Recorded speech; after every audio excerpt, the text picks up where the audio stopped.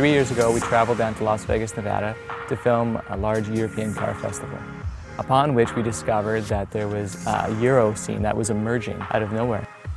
So after shooting the festival, we came back to Vegas 3 years later, not so much for the event, but more for the people.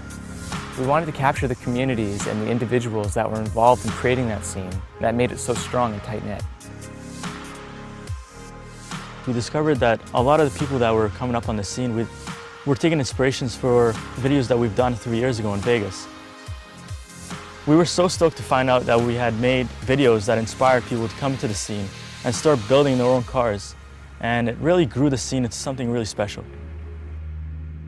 Speedline Film Werks is really driven through our passion of filmmaking. We hope to one day travel around the world and bring you exciting stories from all different automotive cultures and communities. Without your support, we would not be here today.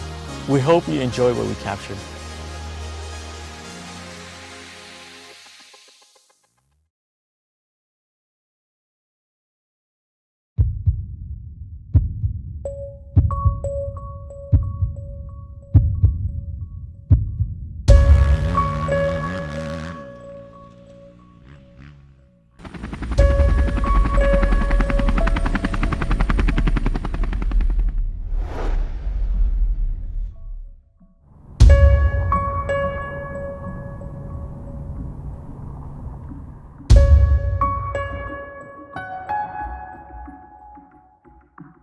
Everybody that lives in Vegas pretty much came from everywhere else in the world.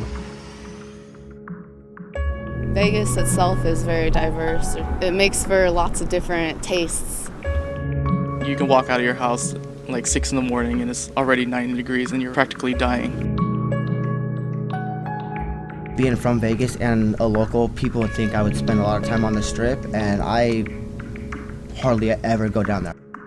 For locals here, we just look at the Strip as like a bunch of tourists just walking around having fun, but usually going down there is just a hassle.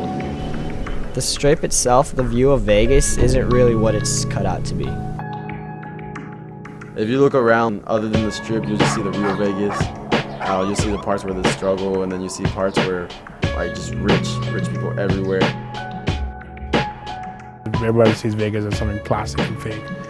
But Vegas is very rich in culture. When it comes to cars, art, music is very deep here. Like we drove around and did the shoot.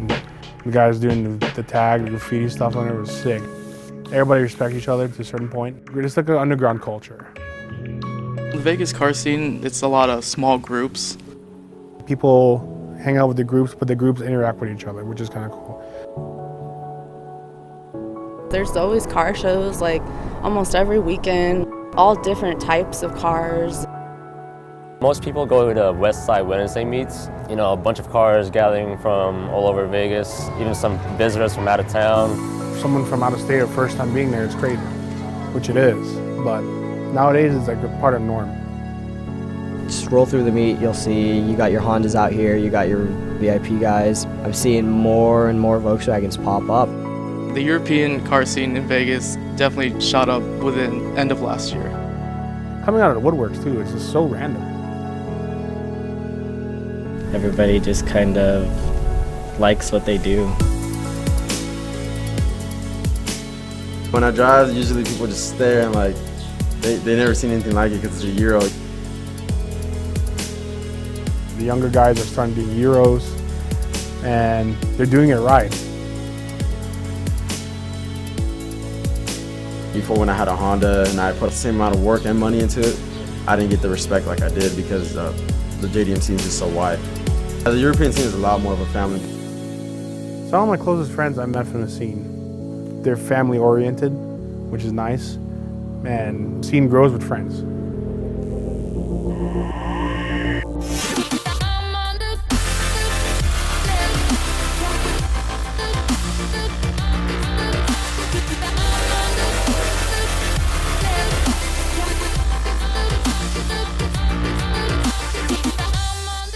I'm running on MD Battles. You know, they're not the most eye-catching, most expensive wheels out there, but I like the concave look. About 6 months ago, I bagged it, and from there, I just piled up all the mods.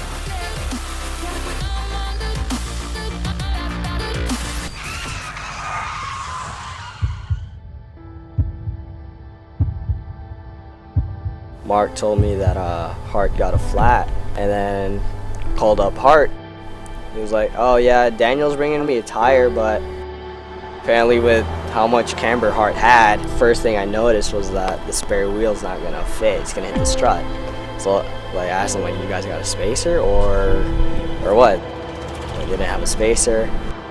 His fronts were less aggressive. I was just like, put the spare up front because I know that'll fit, and just throw the front one on the back. But it wasn't as aggressive, and it still hit the struts.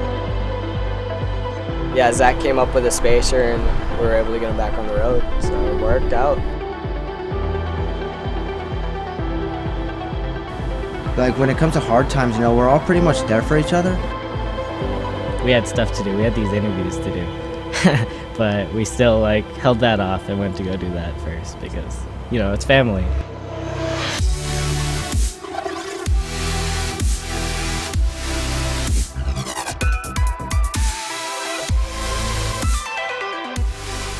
There's a lot of VIP going on here now lately. VIP in Vegas is getting pretty big right now. You know, a lot of people are getting into it. VIP's clean. It's classy. It's not swaggerific. It's classy. I would classify it as like riding in a limousine, but not a limousine. So a lot of people put they put tables in their cars, they put curtains in their cars, they put puddle lights, and usually they're all bagged. My friend Mark, he's one of the only Jettas with the VIP scene in it. Everyone's pretty much in awe about what he's been doing.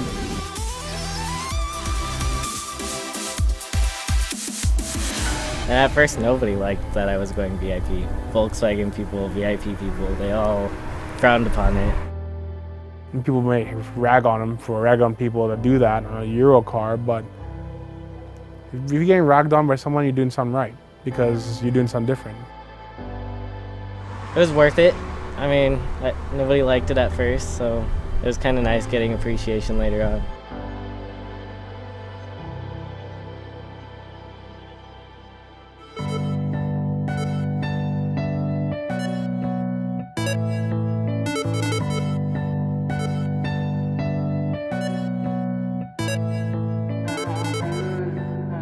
Vegas car scene is booming.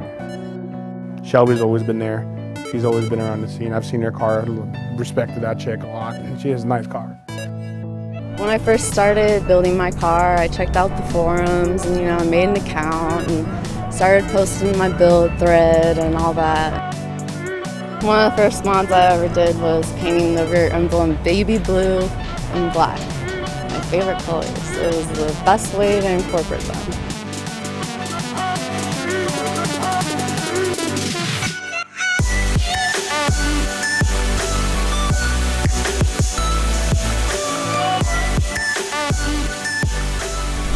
I just want to fix it up a lot more and make it better.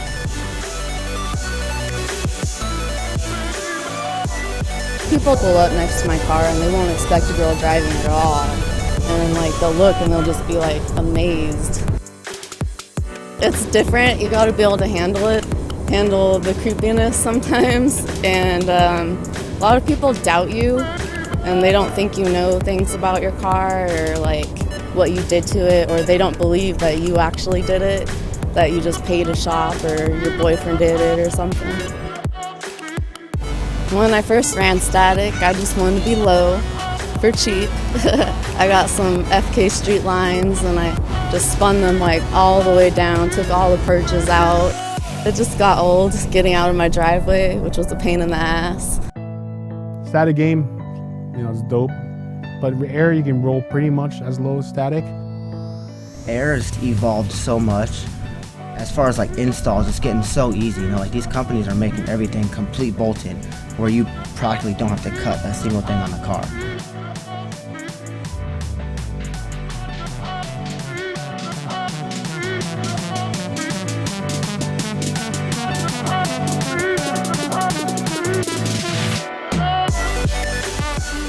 I don't know, I like being static sometimes. You don't have to deal with all the switches and stuff and you just go. But it's just, every time you want to go visit a friend, they have speed bumps in their neighborhood or something, you're like, when I switch lanes and I just hit like every little dot or every little bump. Like, it's pretty crazy, and people in the car start getting scared and think I'm gonna like break down or something. It's still split right down the middle, like Paulo, that crazy kid. You see how he drives.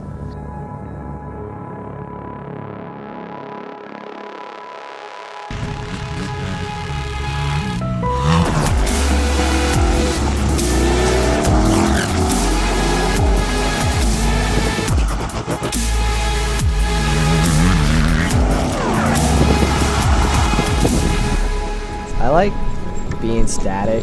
In reality though, it's dumb. We get stuck on speed bumps, we get oil pans get smashed.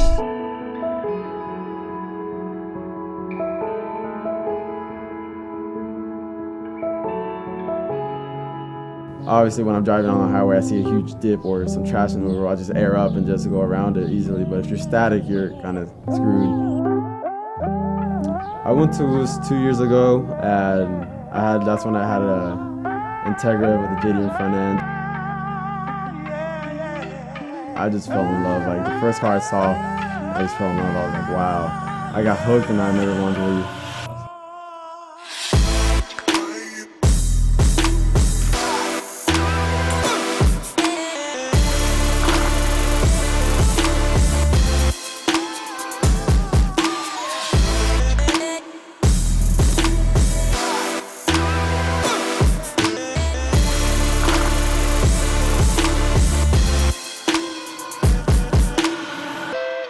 I was on YouTube one day, came across the Speedline Film Werks videos for Stance Nation about Worcester 2011, I believe it was. I was like, oh dude, that's dope. Like, I haven't seen any other Euro cars at the meets at the time and stuff.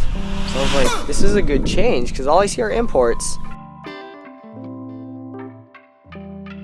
The whole nature of that show is huge, the monster. Just going to it is just so overwhelming. A lot of cars you see online, see in magazines, you don't get to see, except when you go to Worcester.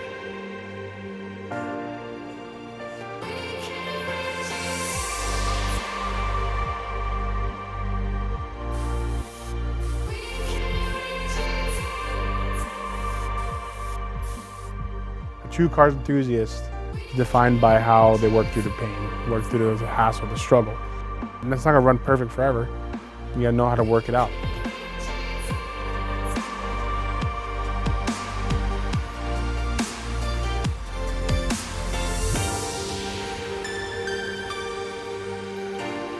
You're not taking it to some shop and have someone work on your car and pay them and say, hey, I built this car.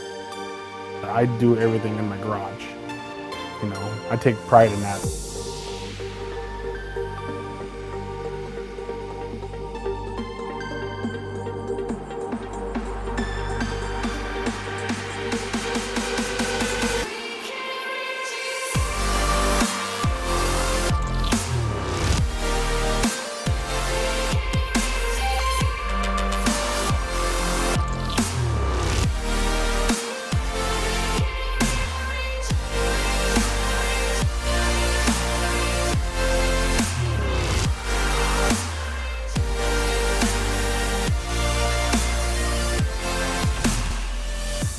You build the car with your own money, blood, sweat, and tears. For appreciation, I get more hate than anything. I mean, from the general public, people don't really know what they're looking at. If it's like an older person, they'll hate it, they'll tell me it's too low, how do I drive like that? Other people will be like, what's wrong with you? Like, why would you do that to your car? Why did I do this or why did I do that? Why not? I mean, you see girls in 6-inch heels, they can't walk. Why not? It looks good. I can't get enough of it. You know, it's literally like a drug. I just keep going and going and going, and I get one part, I get that part on, then I'm looking for the next part to buy. I mean, I just like the compliments people give you when they see a nice car. It's more like a canvas to me, and it's just creativity.